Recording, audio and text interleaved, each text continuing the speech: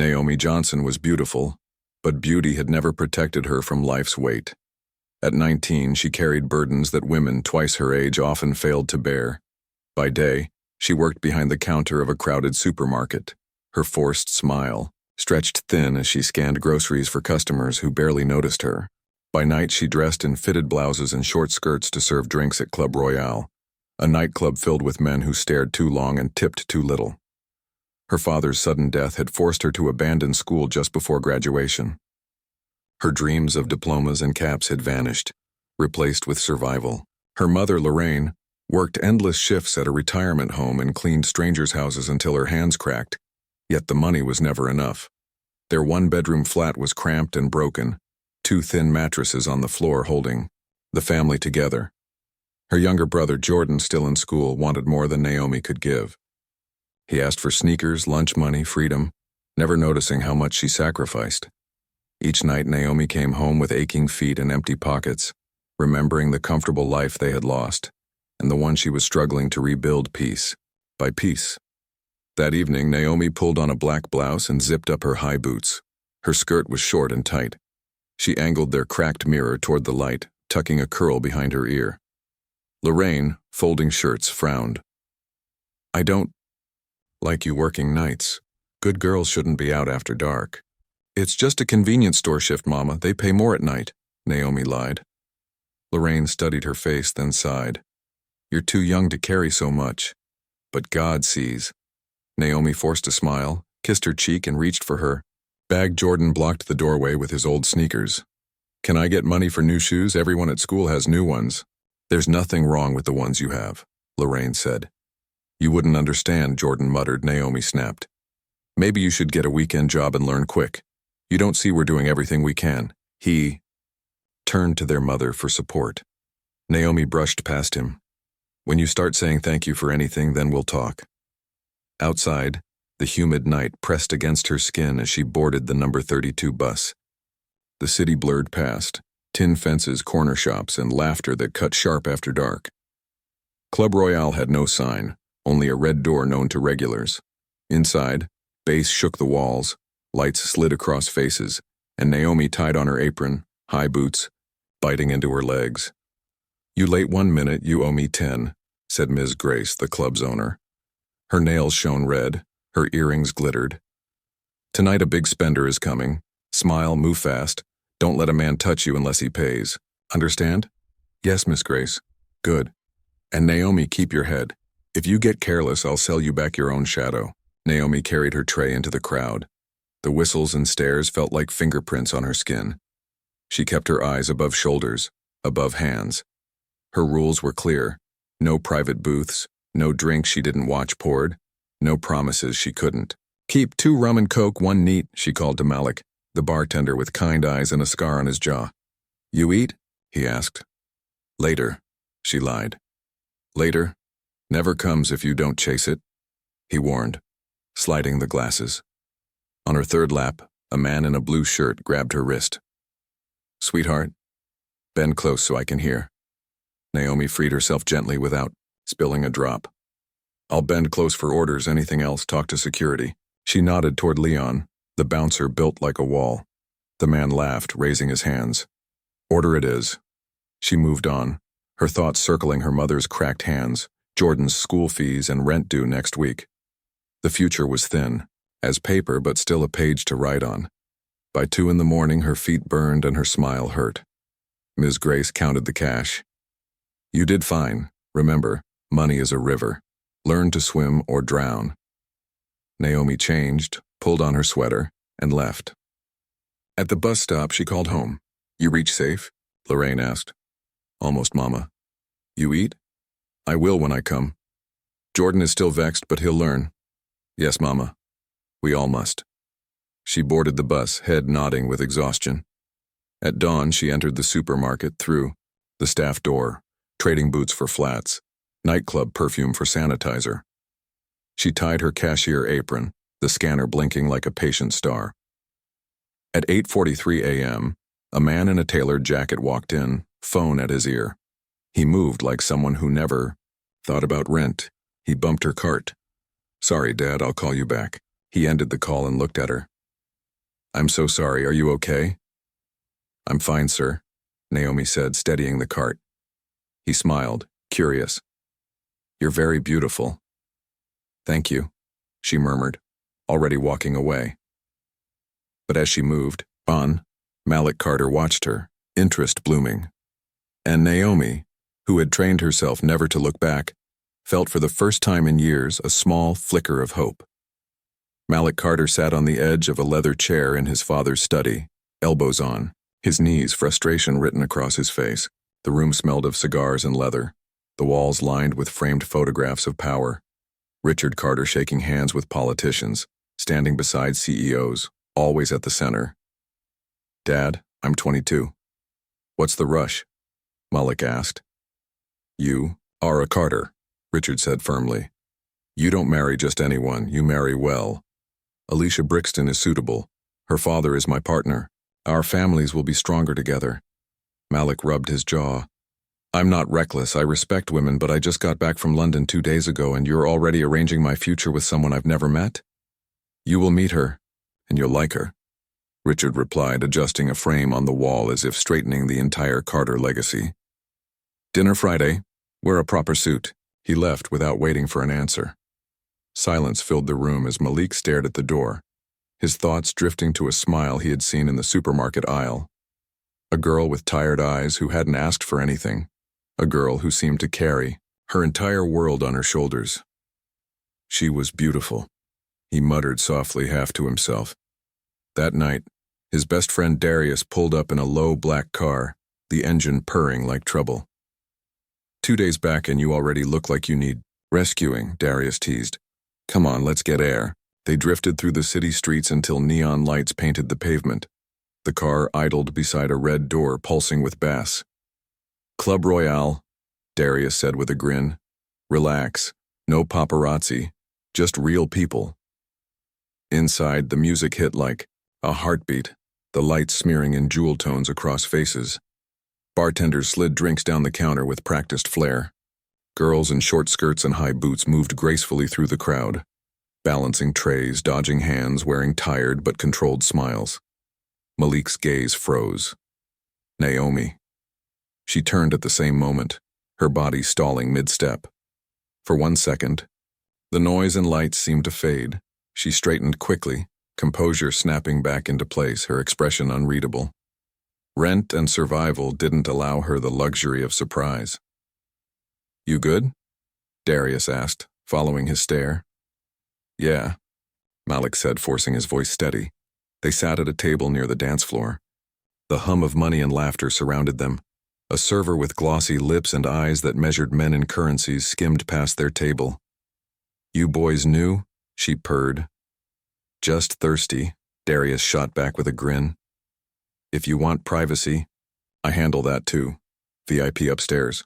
Very comfortable. Maybe later, Darius said, amused. She lingered, then moved on, her smile sharp. Naomi approached, balancing 3 glasses with the ease of practice. Her voice was low and steady. Evening, gentlemen. What can I get you? 2 rum and coke, Darius said, leaning back in his chair. And whatever you recommend. Naomi wrote it down quickly, her gaze brushing Malik's for just a heartbeat. The silent recognition between them burned hotter than the music. And you, sir? She asked him. Water, Malik said calmly. Darius laughed. At a place like this? Water? Water, Malik repeated, his tone soft but firm. Naomi nodded and walked away, leaving him with the sound of his own pulse. Darius leaned forward. You know her? From the supermarket, Malik admitted quietly. Oh, Darius grinned, understanding. Now the water makes sense. Across the room, Ms. Grace, the club's owner, moved like a queen who had built her own crown. Her sharp eyes missed nothing. She noticed the Carter heirs table, the stolen glances, the unspoken spark. Pulling Naomi aside near the service station, she spoke under her breath. Big pocket boys, keep them happy. Simone can handle upstairs, but you, poor pretty girl, you keep the money flowing. I'm on floor duty, Naomi answered carefully. No private rooms, Grace's earrings flashed. Did I ask for upstairs? Do as I said, smile and move. Naomi returned to the table, placing their drinks down with practiced calm. Enjoy, she said, her voice polite and cool. Malik raised his glass of water. Do you have a break soon? Her eyes flickered with caution, curiosity, and fear of being overheard.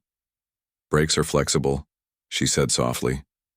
Then, aware of Ms. Grace's watchful stare, she quickly added, Thank you for your order. She walked away before either of them could say more. Minutes stretched. The club roared with laughter and bass. The glossy-lipped server returned. VIP's open, she whispered.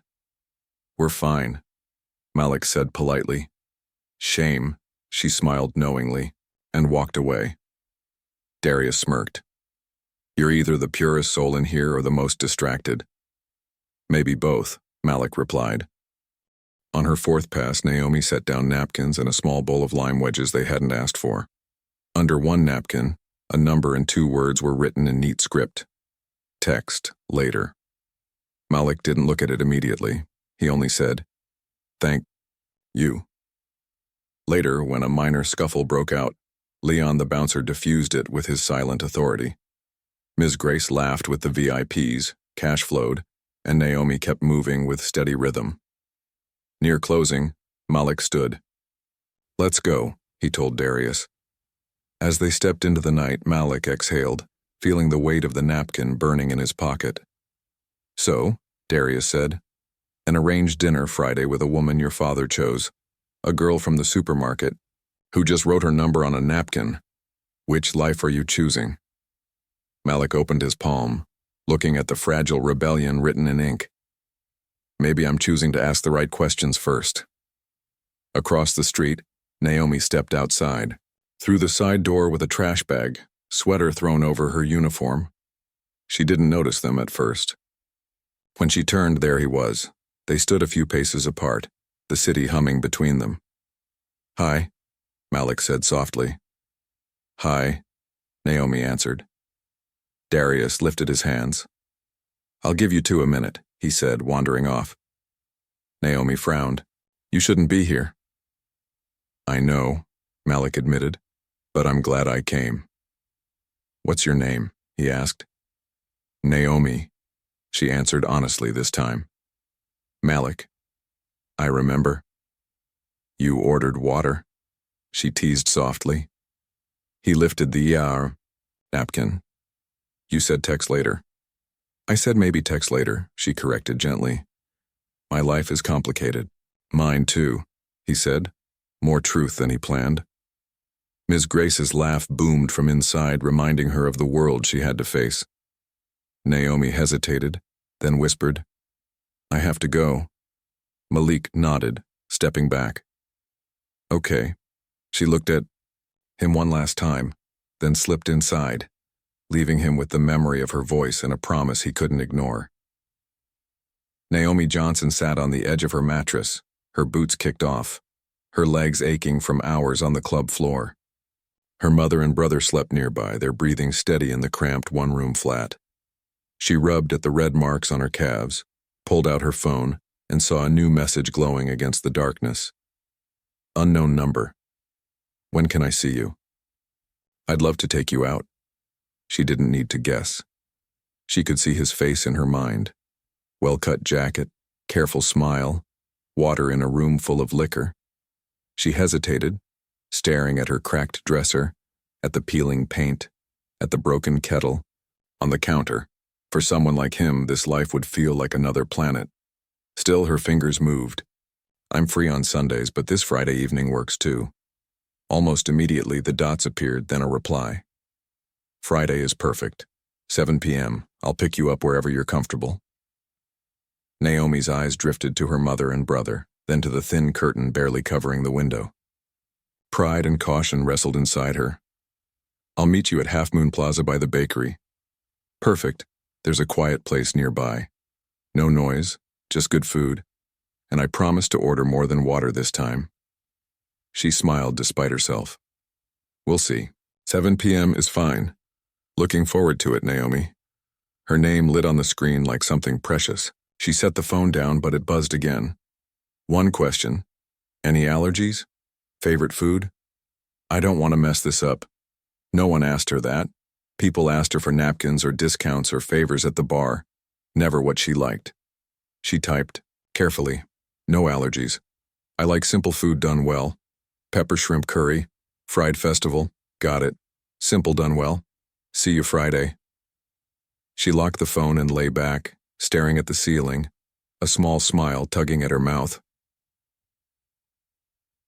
Across town, Malik, Carter sat in a bedroom larger than Naomi's entire apartment.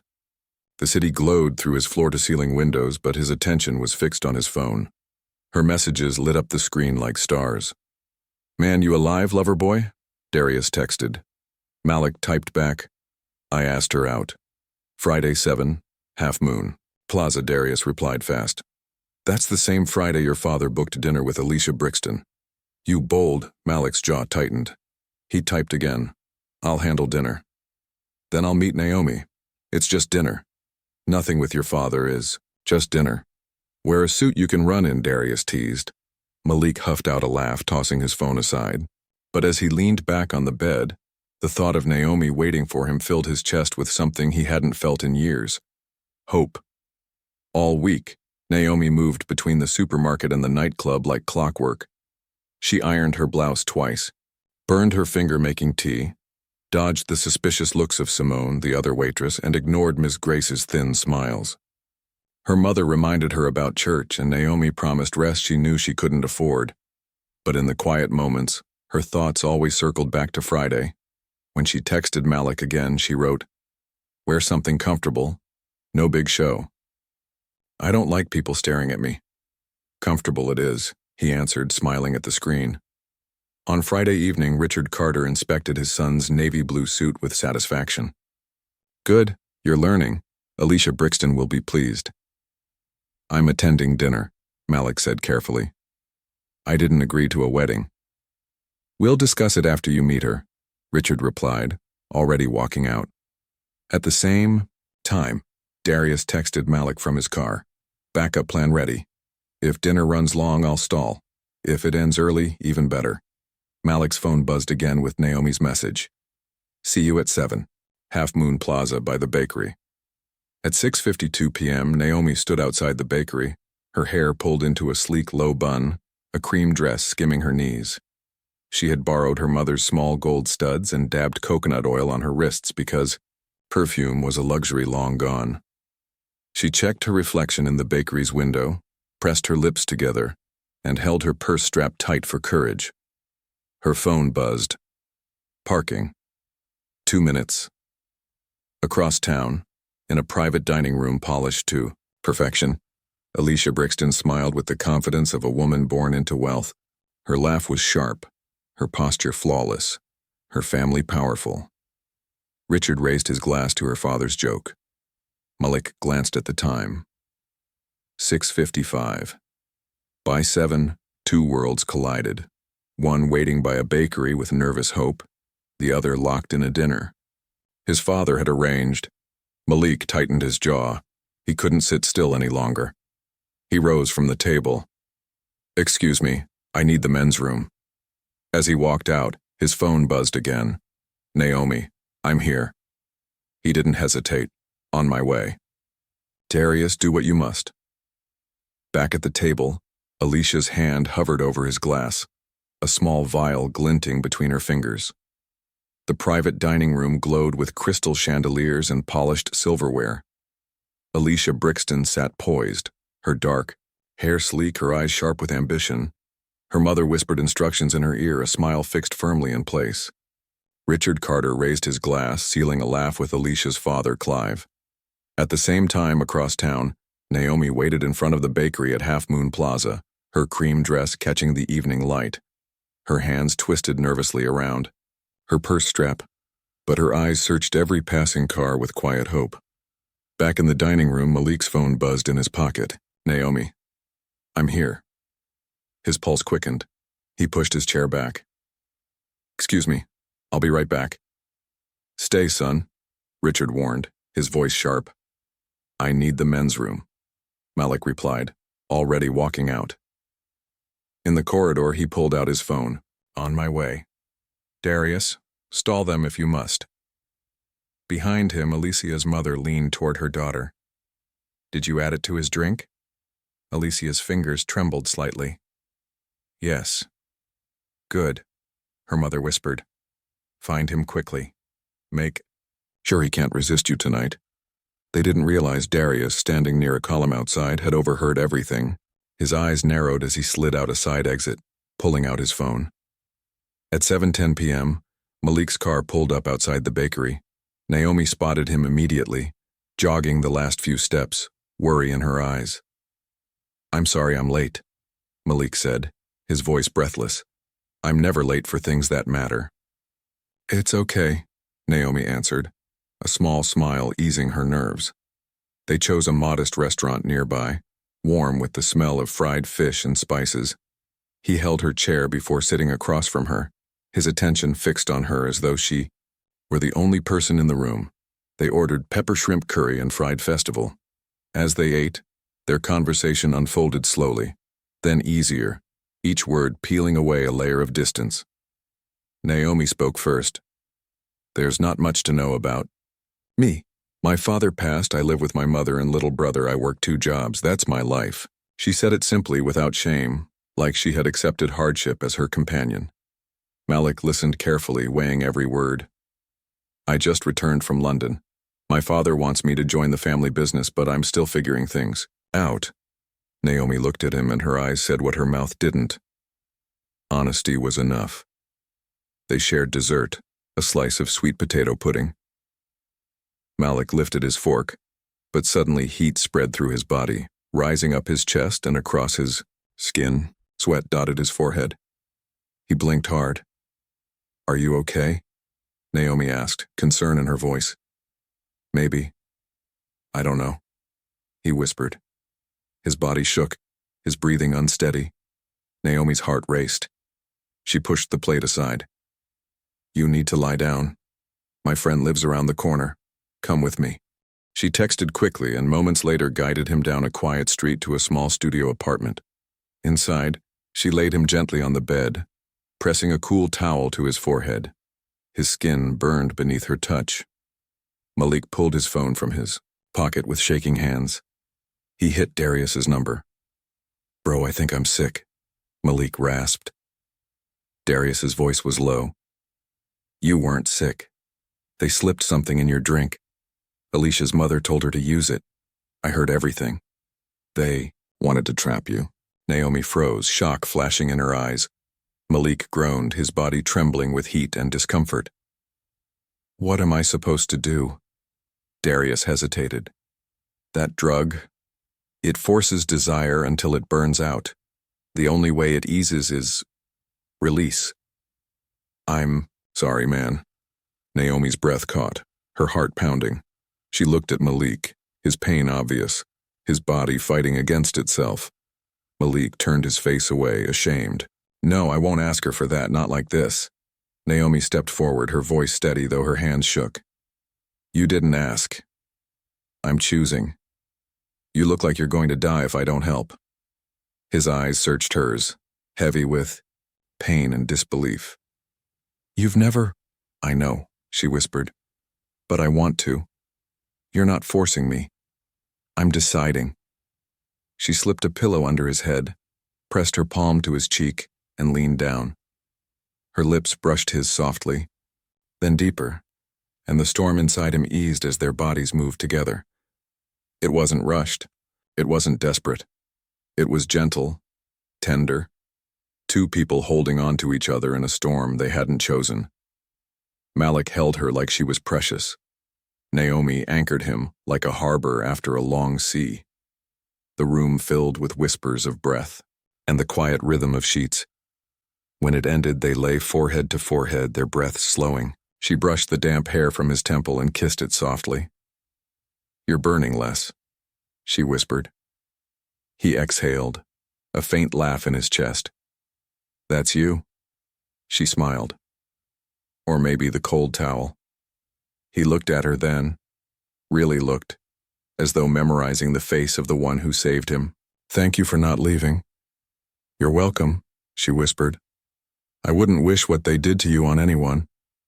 Malik drifted into sleep, his body finally cooling. Naomi sat beside him, watching his chest rise and fall, her heart still racing, her own body trembling from what they had shared. Her first time hadn't been soft candlelight or a dream, but it was real, it was hers, and it was with him. Malik Carter woke with his name echoing through the room.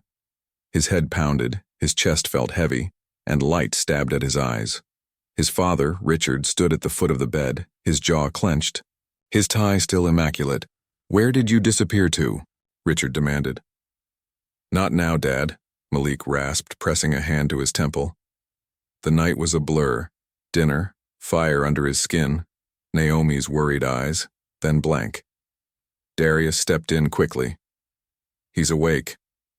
Richard turned sharply on him. "You were with him. Explain why my son walked out of a dinner with the Brixtons." "Give us a minute," Darius said, his calm steady, eyes flicking toward Malik. Richard exhaled through his nose, then jabbed a finger at Malik. 10 minutes.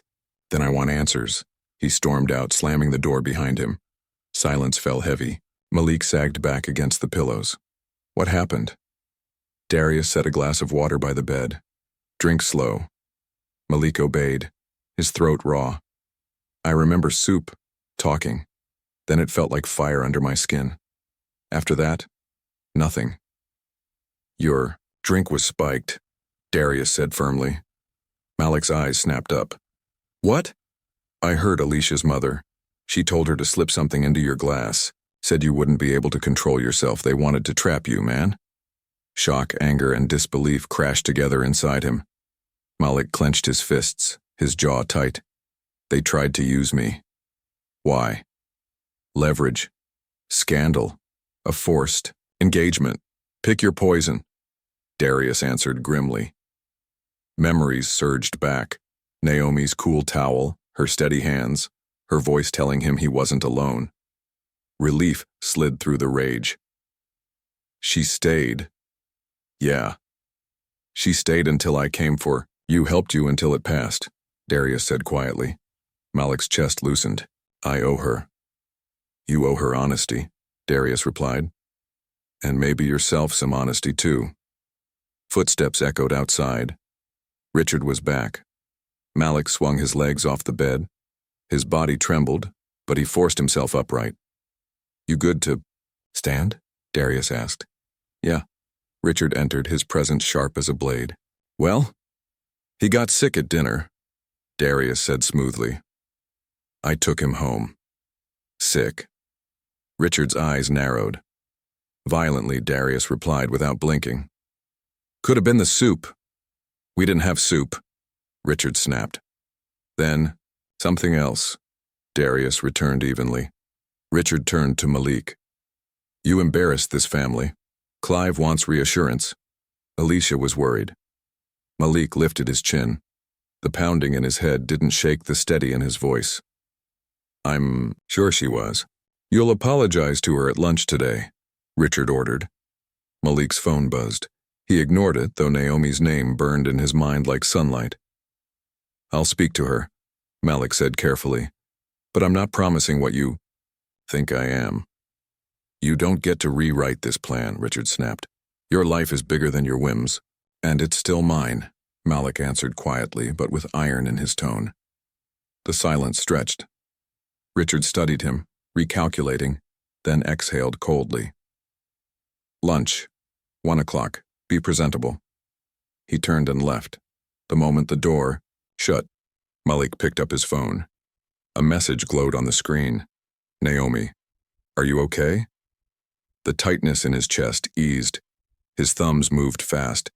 "Getting there. Thank you for last night. Can I see you later? Just to talk." Dots appeared. "After work, 7. Same spot."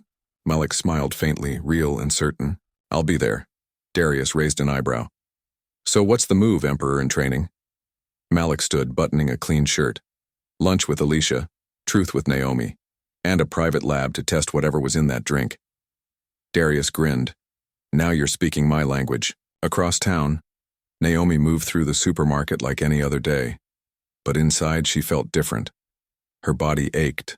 Her heart was restless, yet a quiet warmth lived under her ribs. Her first time had not been perfect, not candlelit, but it was hers, and she didn't regret choosing him. She caught herself smiling at the barcode scanner and quickly shook it off, earning a curious glance from the stock boy. Life continued, price checks, bread specials, small talk. But everything inside her had shifted. She didn't know what 7 o'clock would bring, but she knew one thing for certain. Malik Carter was not like anyone else. The private dining room gleamed with polished silver and hushed power. Alicia Brixton sat with her mother beside her, posture flawless, expression carefully sweet. Clive Brixton leaned forward, genial as ever, while Richard Carter's sharp eyes stayed fixed on his son. Malik entered in a crisp suit, Darius at his side silent but steady like a shield. "Brian," Alicia began softly, "I'm glad you're feeling better." "It was Malik," he corrected with a calm smile. "And I'm better now." Richard cleared his throat. An apology to Alicia would be appropriate. "I'm sorry the dinner was interrupted," Malik said evenly. He let the words end there, sharp and clean. "It happens," Alicia replied quickly, though her fingers twisted in her lap. The table fell into polite silence. Waiters poured still water. Menus stayed closed. The kind of quiet that felt like storm clouds gathering. Malik's phone buzzed against his thigh. He didn't look, but he already knew it was the doctor arriving. He glanced once at Darius, and his friend's small nod was enough. Clive leaned back, chuckling. "Rough night, young man. We were worried." "Very," Alicia's mother added, her voice a practiced performance. "We heard you weren't well." "Better now," Malik repeated, his voice steady. Richard leaned forward. "We don't need drama. Say what needs to be said, then let's move forward." "I agree," Malik said, his gaze settling on Alicia, then shifting to her mother. "So let's discuss what happened last night." A pause filled the room. Forks stilled, eyes sharpened. "Something was added to my drink before the commotion," Malik continued. "After an hour I experienced extreme symptoms. It wasn't food poisoning." "Malik," Richard snapped, warning heavy in his voice. "Dad, let me finish." Malik didn't look away. The room froze in a silence that cut deep.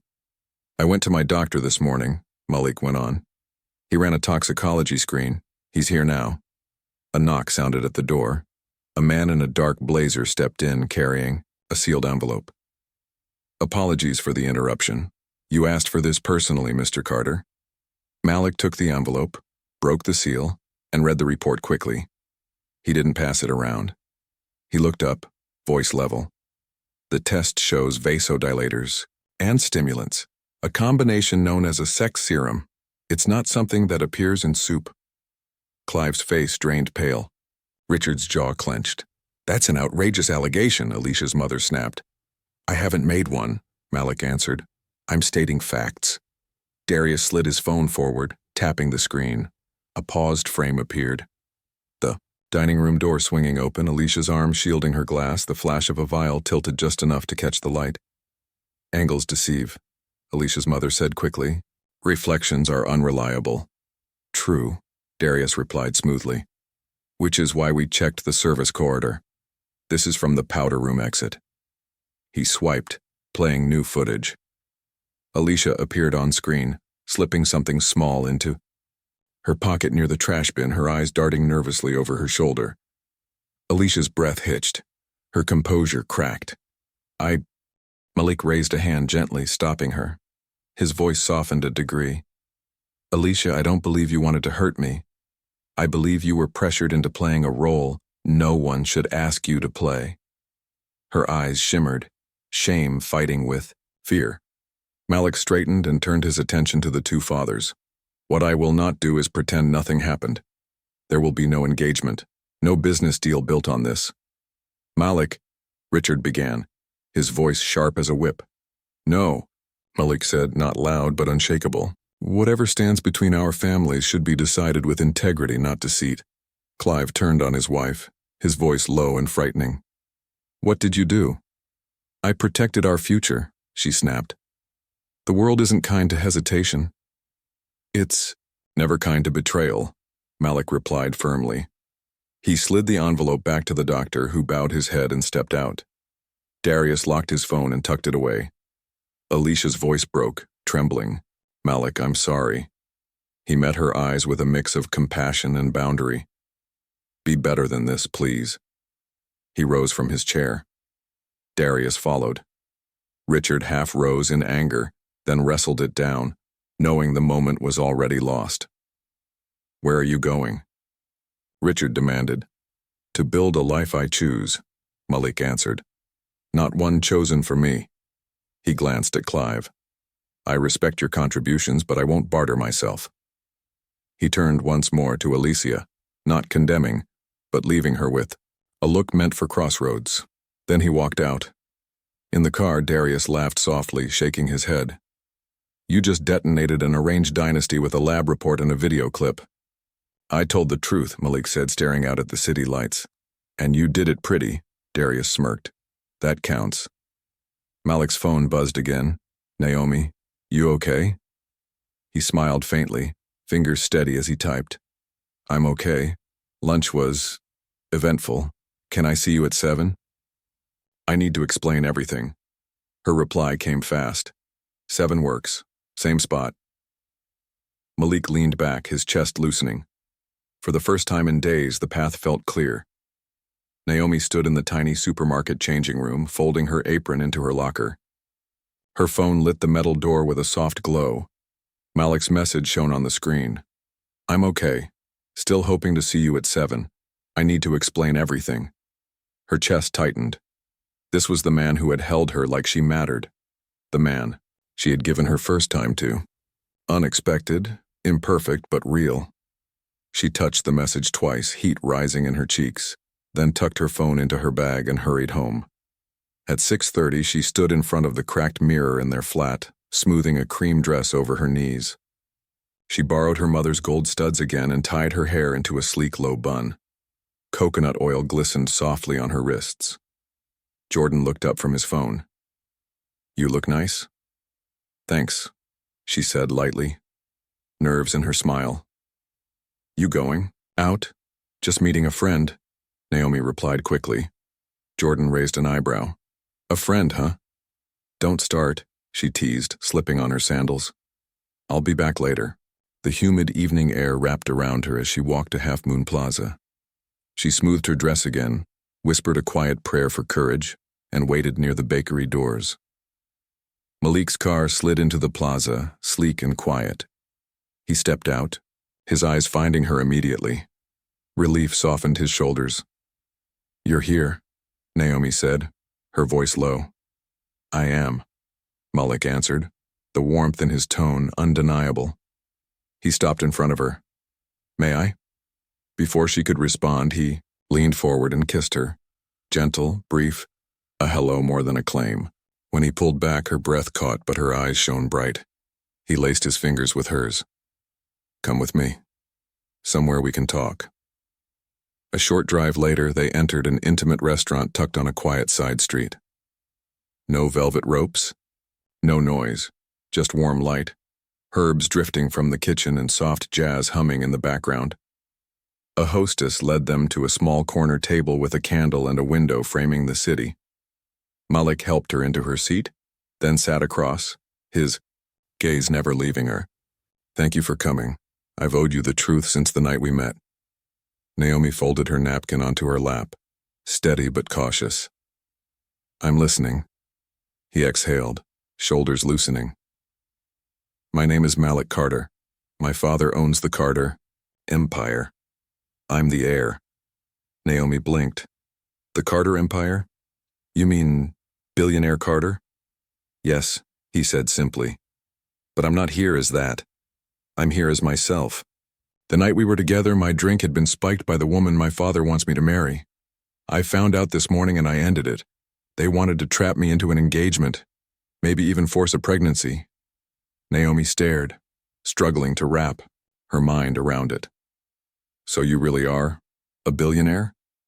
My family is, Malik corrected softly. Me? I'm just a man trying to live honestly. And I want you, Naomi. I want you to be my woman. Her breath caught. She leaned back, hands gripping the edge of her napkin. This is a lot. You won't leave me, right? His voice dropped, raw and certain.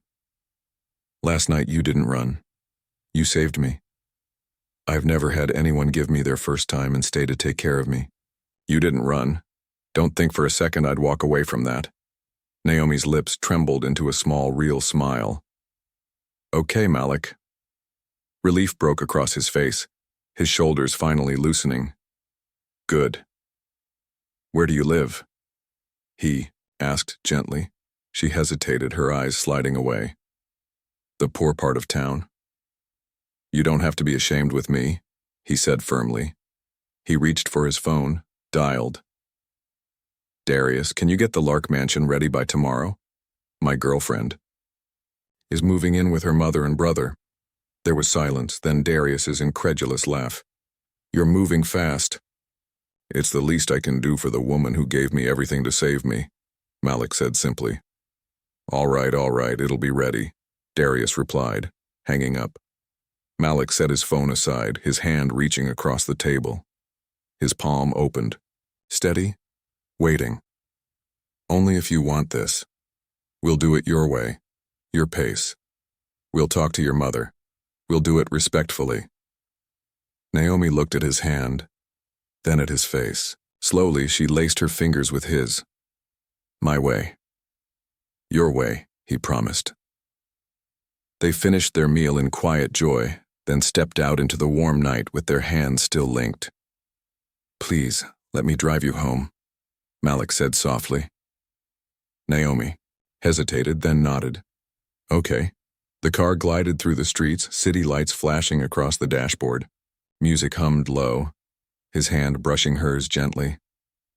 As they turned into her neighborhood, the sidewalks shifted. Tin fences, dim corner shops, shadows stretched over narrow lanes. Malik's luxury car looked out of place, like a prince had taken a wrong turn. You can leave me here, Naomi said softly, pointing to the corner. Is this where you live? He asked. Just down there, she said, avoiding his eyes. I'd rather you drop me here. My mother doesn't know about, say, Malik smiled, helpless, tender. Your boyfriend, huh? Color touched her cheeks. If you still want the job. I do, he said, voice low and certain. He pulled to the curb, lifted her hand and pressed a light kiss to her knuckles. Text me when you're inside. I will. She slipped out, walking toward home. He watched until she disappeared, then drove away slowly. Naomi paused halfway down the lane, hugged her arms to her chest, and let a grin break across her face, wide, bright, unstoppable. For the first time in years, she felt weightless. The Carter estate was quiet except for the sound of Richard Carter's fury echoing through the marble halls. He stood in his study, fist slamming against the heavy oak desk, his voice sharp and cutting. You humiliated me in front of the Brixtons. Do you understand what you've done? Their lawyers are calling already. Their daughter is humiliated. Their reputation insulted. Years of partnership are now hanging by a thread because of you. Malik stood tall, his expression steady. I didn't humiliate anyone. I told the truth. If their plan was built on deceit, it deserved to fall. Richard's face flushed. You're naive. Do you think business runs on truth? It runs on leverage, control, alliances. You walked away from an alliance that could have secured generations of wealth. Malik's tone sharpened. We already have generations of wealth. What we lack is integrity. I won't marry a woman to seal a deal, and I won't spend my life with someone who drugged me on her mother's orders. Richard froze, taken aback by his son's boldness. His jaw worked, grinding down words he couldn't control. You sound just like your mother, he spat finally, voice dripping with contempt. Soft, emotional, that's why she left. Malik's eyes darkened. She left because you broke her spirit.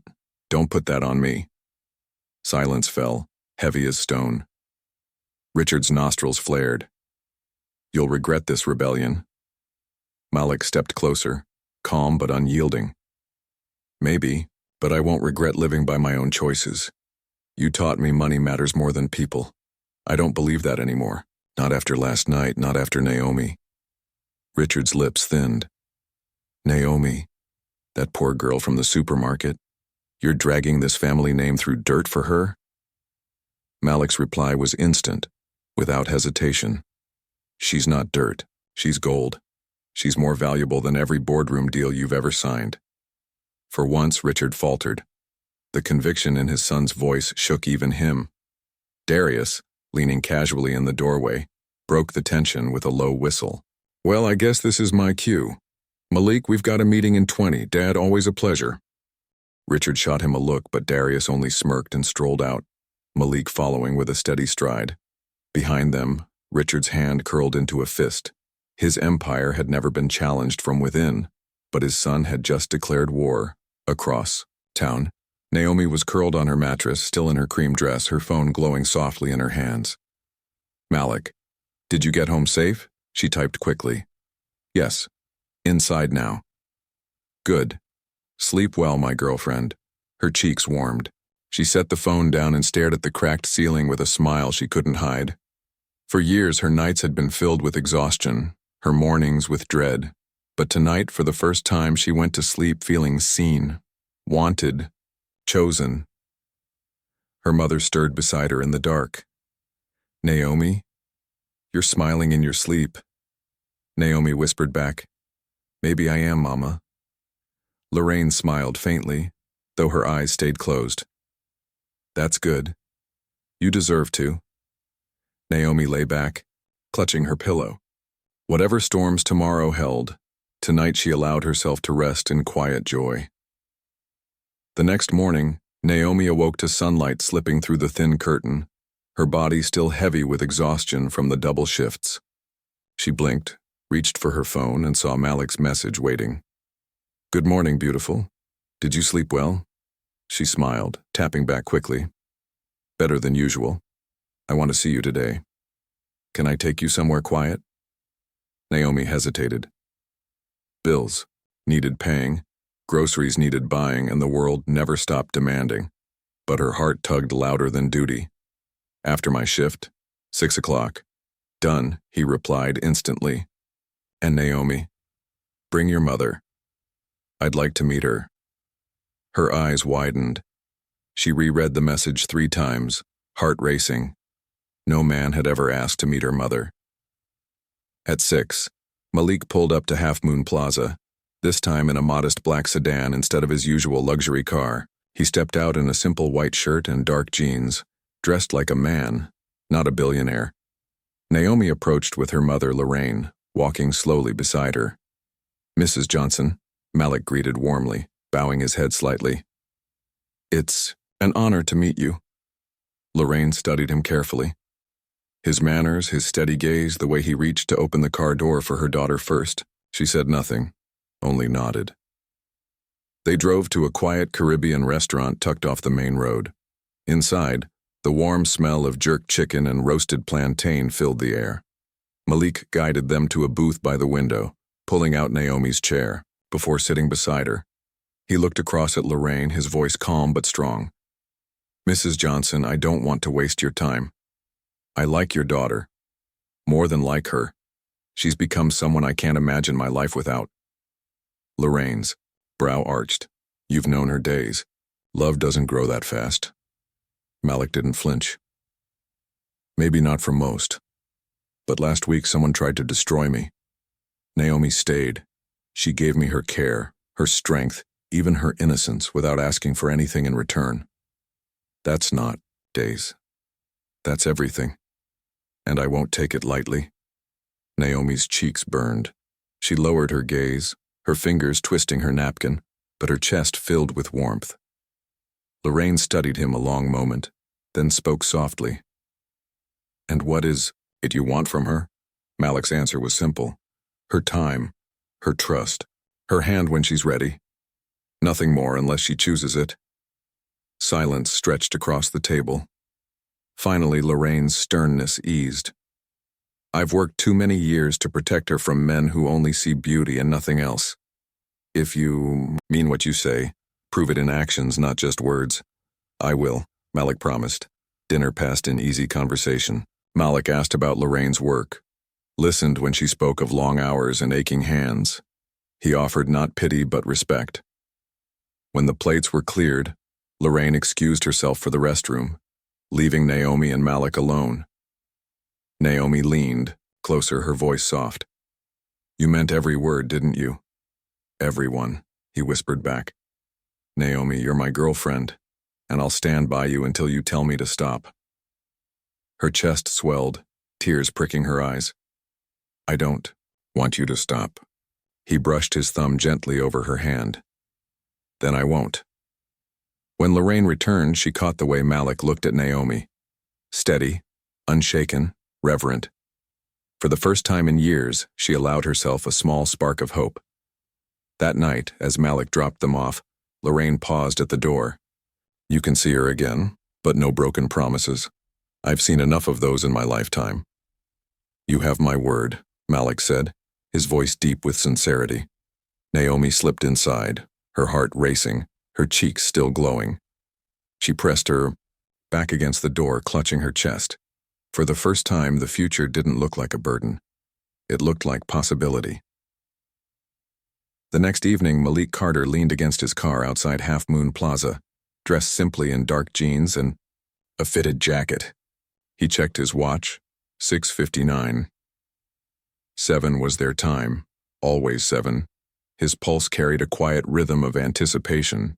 Tonight, he planned to take Naomi and her family to the Lark Mansion, the house he had prepared for them. At 7:05, he pulled out his phone. I'm here. Where are you? No reply. At 7:10, he called. The phone rang, then went to voicemail. He frowned, glancing around the plaza. Families walked with shopping bags, couples strolled hand in hand, but Naomi was nowhere. At 7:20, worry tightened his chest. He texted again.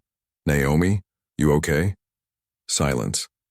By 7:35, Malik's patience snapped. He started the car and drove toward her neighborhood. When he pulled onto her street, his headlights cut across tin fences and children playing football barefoot in the dust. He parked, stepped out, and walked quickly to the Johnsons' apartment. Lorraine opened the door, surprise flashing in her tired eyes. Malik? What are you doing here? Naomi never showed. She's not answering her phone, Malik said, his voice low but urgent. Lorraine's face shifted, confusion turning to alarm. She left the house an hour ago, said she was meeting you. Malik's stomach dropped. She never came. Lorraine's hand flew to her chest. Lord, where is my child? Jordan appeared behind her, his usual indifference gone. Naomi's phone's been off since she walked out. I thought maybe she just wanted space. Malik's jaw clenched, his heart hammering. She wouldn't just disappear, not like this. He pulled out his phone, dialing Darius. His friend answered on the second ring. Yo, you with her? No, Malik snapped. She's missing. Darius swore under his breath. I'm on my way. Lorraine gripped the door frame, her eyes wet. Please find her, Malik. Please bring my baby back. Malik met her gaze, his own eyes burning with determination. I will. I promise. He stepped back into the street, scanning every shadow, every passing face. His mind raced through possibilities. The Brixtons, his father's anger. Enemies he hadn't even realized he had. The night air pressed heavy around him. His phone screen lit his face as he checked again. No messages, no calls, just silence. For the first time in years, Malik Carter felt powerless, and Naomi Johnson, the girl who had changed his world in a single week, was gone.